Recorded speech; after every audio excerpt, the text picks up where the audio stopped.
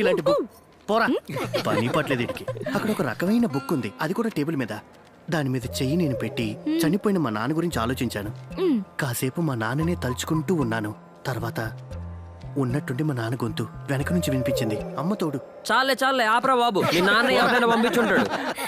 నీకు నిజం చెప్పినా వెటకారంగా ఉంది. మరి నీ నిజాలు ఆ ఏంట్రా జిత్తు నువ్వు అనేది? నిజం హారతి, నేను మీకు ప్రూవ్ చేస్తాను. మీరు కూడా నాతో వచ్చి చూడండి, నిజం తెలుస్తుంది. నిరూపించకపోతే బట్టలు ఇప్పేసి కాలేజీలో తిరగాలి. ఒప్పుకుంటావా? అవసరమా? అవసరమే. మరి నీ ఛాలెంజ్ కి నేను ఒప్పుకుంటున్నాను. ఏంటి, సర్లే. బట్టలు లేకుండా నడవడానికా? Hey big brother, how are you my bodybuilder? అరే అంత వావరొద్దు. నేను నీ ఛాలెంజ్ ఒప్పుకున్నాను కదా, అది ప్రూవ్ చేశాక అప్పుడు నువ్వు నాతో మాట్లాడు. రే జిత్తు, ఇదంతా ఫ్రాడ్ రా. ఇలాంటి వాళ్ళు మనకి తెలియకుండా మన డీటెయిల్స్ అన్ని కలెక్ట్ చేస్తారు. తర్వాత దేవుడు చెప్పాడు అని అది మనకే చెప్తారు. నీలాంటి ఫోల్స్ ఏమో వాళ్ళని నమ్ముతూ ఉంటారు. చూడార్తి, నీకెంత చెప్పినా అర్థం కావట్లేదు. నేను కళ్ళారా చూశానని చెప్తున్నాను కదా. వీడింత కాన్ఫిడెంట్ గా చెప్తున్నాడంటే ఒకసారి వెళ్ళి చూద్దామా? నేను రెడీ. అలా అయినా మా అమ్మ గొంతు ఒకసారి వినొచ్చు కదా. అలా అంటే నేను రెడీరా. దేనికిరా? మా తాతయ్యతో ఒకసారి మాట్లాడతా. ఆయన సంపాదించిందంతా ఎక్కడో దాచాడంట, అడగాలి. ఓ షేర్ ఇస్తాలే నీకు కూడా. నిజమా? ఆ? అలా అయితే మా నాన్న ఆత్మను కూడా ఆయనకి పరిచయం చేస్తా.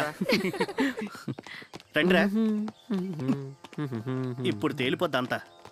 మీ కళ్ళతో మీరే చూడండి. ఆ, కళ్ళతో కాకపోతే దేంతో చూస్తారా? పద. ఇక్కడికి వచ్చే వరకు నేను నమ్మనే లేదు తెలుసా. రే వీళ్ళంతా ఆత్మలతో మీటింగ్ పెట్టుకుని వస్తున్నారా? నువ్వు కాసేపు సైలెంట్గా ఉంటే బెటర్ రా. రేయ్, అక్కడ నించున్నారే ఆయనే తిమ్మయ్య స్వామి గారు. ఆయన మళ్ళీ లోపలికి పంపిస్తారు. మరి నువ్వు ఇక్కడేదో అమ్మవారు ఉందని చెప్పావు. అయ్యో, ఇక్కడ ఉన్నది అమ్మవారు కాదురా, అయ్యగారే. ఆయన ఇక్కడ టాప్. ఎవరో ఒక ఆయన అమెరికా నుంచి వచ్చి ఈ ఆశ్రమాన్ని కట్టించారు. అయినా అవన్నీ ఇప్పుడు మనకెందుకులే గానీ రండి వెళ్దాం. అయ్యా ఇక మేము వెళ్ళొస్తాం అయ్యా. బాగా వెళ్ళిరండి. మళ్ళీ వచ్చే వారం వస్తాం. రారా. నమస్కారం స్వామి. ప్రణామాలు స్వామి గారు. ఆయుష్మాన్ భవ. ప్రణామాలు. ఎవరు మీరంతా? ఏం కావాలి? మా తాతయ్య ఆత్మ చూద్దామని వచ్చాం స్వామి. ఆహా. మిమ్మల్ని కూడా ఆత్మల దగ్గర పంపించాలా? అయ్యో అదేం లేదు తిమ్మయ్య స్వామి. తిమ్మయ్య కాదు, మరి చిన్మయ్య, స్వామి చిన్మయ్య. Sorry sorry. నువ్వు రాజేందర్ రెడ్డి మేనలుడువా? అవును మేనల్ని. సరే రండి. చూసారా, రండి. స్వామి మేము మీకు కాల్ కూడా చేసాం, సాయంత్రం రమ్మని చెప్పారు. ఇక్కడ 1000 మంది కాల్ చేస్తే దేవి ఇద్దరికే పర్మిషన్ ఇస్తుంది. ఇతని మామయ్య ఈ ఆశ్రమానికి ఇంజనీర్, అందుకే కాదనాలు లేకపోయాను. కానీ మీకు దేవి దర్శనానికి అయితే పర్మిషన్ దొరకదయ్యా. అది కాదు స్వామి, ఆత్మను రప్పించి మాట్లాడిపిస్తారు కదా, దానికోసమే వచ్చాం మేము. నేను మా నాన్నతో మాట్లాడానని చెప్పాక వీళ్ళకి కూడా వీళ్ళు చనిపోయిన వాళ్ళతో మాట్లాడాలనిపించింది. అంతే కదా. ఆ విషయానికైతే దేవి పర్మిషన్ అవసరం లేదు. ఇదంతా నిజమా? నిజంగానే ఆత్మలు వచ్చి మాట్లాడతాయా? ఎందుకనుమానం? మన ఆలోచనల్ని తెలివితేటల్ని మించిన ఒక పెద్ద శక్తి ఉంది. దాన్ని దేవి సౌముని అని పిలుస్తాం. ఆ పరాశక్తి చైతన్యం నుండి నేరుగా అవతరించింది. ఆమెకి సంభవం కానిదంటూ ఏమీ లేదు. ఇక్కడ ఆత్మతో ఎవరు మాట్లాడతారు? ఒక్కసారికి ఒక్క ఆత్మే వస్తుంది, ఒకేసారి ఇద్దరు మాట్లాడడం కుదరదు. ఎవరు వస్తారు? నువ్వు వస్తావా? సరే నాతో రా. అయితే ఓకే. రా. ఓకేరా, నేను వెళ్ళి టెస్ట్ చేసి వస్తా. రేయ్, నీ ఓవర్ యాక్షన్ ఇక్కడ కాదు, జాగ్రత్త. నీలాగే ఒకటి టెస్ట్ అని చెప్పి వచ్చాడు, వాడికి మెంట్లకి హాస్పిటల్లో జాయిన్ అయ్యాడు. రే ఏంట్రా ఈ విగ్రహం? వీళ్ళు ఆరాధించేది ఈయన్నే, మిగతా చోట్లలా కాదు. నెగిటివ్ పవర్ ఉన్న ఈ స్వామినే ఇక్కడ ఆరాధిస్తారు. ఎలా నిలబడ్డారో చూసావా? కానీ చూడ్డానికి అలా అనిపించట్లేదే. అసలు ఈయన బలం గురించి నీకు తెలియదురా. ఒక దెబ్బకి 2 ముక్కలే. ఇంతకీ దేవుడి పేరేంటి? యముండ భార్గవ. యముండ భార్గవ? అదేం పేర్రా? అదే. యముండ కాదు, యమగండ భైరవ. దుష్ట శక్తుల్ని అంతమొందించే భయంకర శక్తి. కానీ ఆరాధిస్తే ఏదైనా ఇస్తాడు. ఈయనకి పచ్చినెత్తురు సారాతోనే అభిషేకం. సౌమినీదేవి పిలిస్తే వెంటనే వస్తాడు ఈ భైరవుడు. ఏమైంది? మీ తాతయ్య ఆత్మతో మాట్లాడావా? ఏం లేదు, అంతా ఒట్టిదే. అవునా? అంటే వీడు చెప్పిందంతా అబద్ధం అనమాట. అబద్ధం కాదురా బాబు, నేను చెప్పేది నిజంరా. అయినా వీడి సంగతి తెలుసుగా, పడుకున్న తాతయ్యని రోకలతో కొట్టాడు. అలాంటిది వీడు పిలిస్తే వాళ్ళ తాతయ్య వస్తాడే ఏంటి? ఇదిగో చూడండి, అన్ని ఆత్మలు ఎప్పుడు వస్తాయని చెప్పలేం. అయితే ఆర్తి నువ్వు వెళ్ళు, మీ అమ్మ మాట్లాడుతుందేమో ట్రై చేయ ఒకసారి. రామా వెళ్దాం. ఆత్మ వస్తే బాగుంది.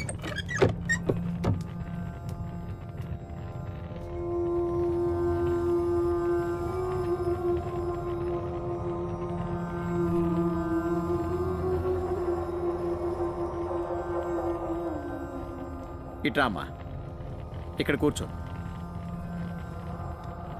కూర్చోమ్మా.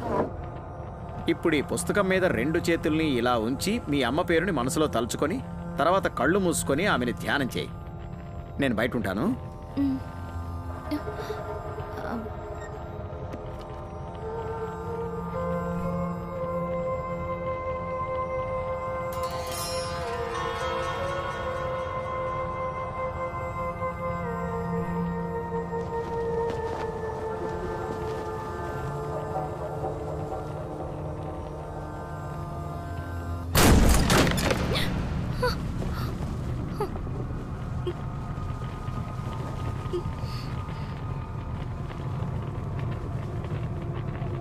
ఆర్తి, అమ్మా. అవును మీ అమ్మనే. ఇప్పుడు నాకు చాలా సంతోషంగా ఉంది. నీ పసిమొహాన్ని కూడా చూడకుండా ఈ లోకం వదిలి వెళ్ళిపోవాల్సి వచ్చింది. నువ్వు మా అమ్మవేనా? నీకింకా నమ్మకం రాలేదు కదూ?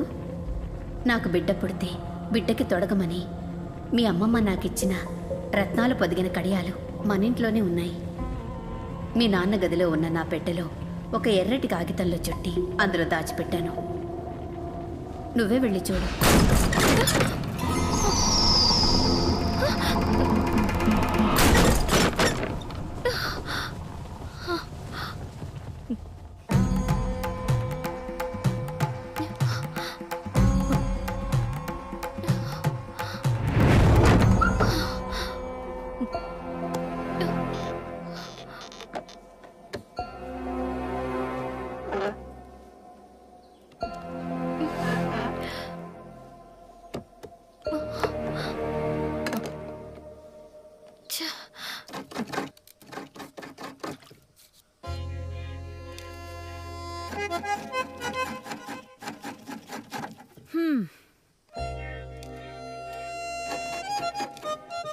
ఇదిగో చూడండి, ఉత్తరపు చావిట్లో చిమ్మడం తుడవడం నా వల్ల కానే కాదు.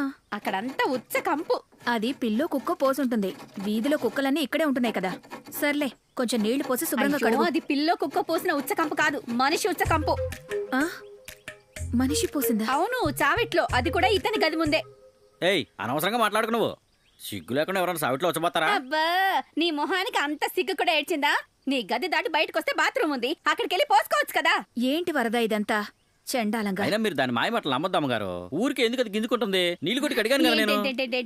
ఏంటి నీళ్లు కొట్టి కడిగావా? అడగండి, ఎందుకలా నీళ్లు కొట్టి కడిగాడు? నువ్వెందుకు నీళ్లతో కడిగావు? వరద, నిజం చెప్పు, లేకపోతే కృష్ణతో చెప్తాను. భయం వేసి అలా చేయాల్సి వచ్చిందమ్మా. రాత్రి 1 గంట అయి ఉంటుంది. బాత్రూమ్కి వెళ్ళాలనిపించి లేచాను. తలుపులు తీసి బాత్రూమ్ దగ్గరికి వెళ్ళగానే ఏదో చప్పుడు, గల్ గల్ అంటూ గజ్జల చప్పుడు. దెయ్యం ఏదో నడిచేస్తున్నట్టు. ఖచ్చితంగా ఏదో ఆత్మ వచ్చింది. నిజం. అప్పుడు నాకు అనుమానం వచ్చి కళ్ళు బాగా తెరిచి చూశాను.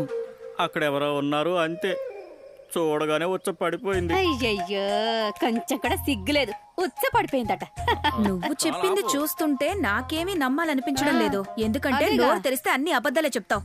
అయినా ఇలాంటి చెండాల పనులన్నీ ఎలా చేస్తావు? ఏంటా పని పెద్దమ్మా? ఈ వరద ఏం చేశాడు? చెప్పొద్దు, చెప్తే పెద్ద పంచాయతీ పెడుతుంది. ఇంకోసారి ఇలా చేస్తే కాళ్ళు విరగొడతాను. పెద్దమ్మా, నాన్న గదిలో అమ్మదొక్క పెట్టుండాలి కదా, ఏమైంది? అక్కడ ఎందుకని ఆ తూర్పు గదిలో పెట్టించాను. ఇప్పుడు నీకెందుకా పెట్టే?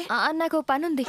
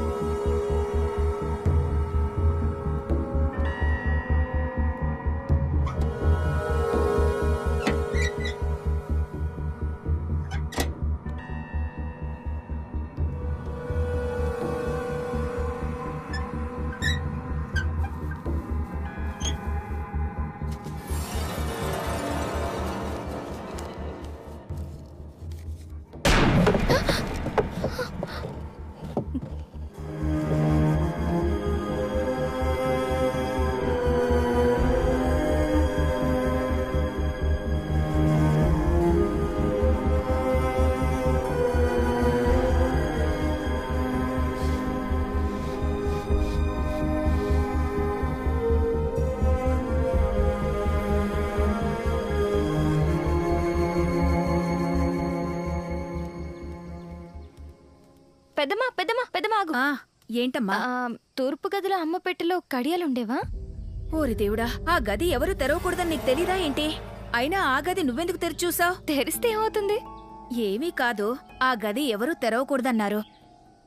ఒకప్పుడు మా పెద్దమ్మ కొడుకు దేవరాజు ఉండేవాడు. అతను పెద్ద చిత్రకారుడు. ఆయన గీసిన కొన్ని చిత్రపటాలు, ఏవో కొన్ని పాత సామాన్లు అక్కడుంటాయి. అవన్నీ నేను చూస్తానులే, నువ్వు చెప్పు. అమ్మ పెట్టెలో కడియాలుండేవా? ఈ కడియాల సంగతి ఎవరు చెప్పారు? కృష్ణ చెప్పాడా? కడియాలు ఉండేవా లేదా చెప్పు. కృష్ణ వాటిని తీసుకెళ్లి భద్రకాళి గుళ్ళో పెట్టాడు. అవి మీ అమ్మ నీకోసం చేయించినవి. మీ అమ్మ చనిపోయాక అవి అక్కడ ఉండకూడదని అయ్యగారు చెప్పారు. సరే వదిలే, భోంచేద్దాంరా. త్వరగా రా, చల్లారిపోతాయి.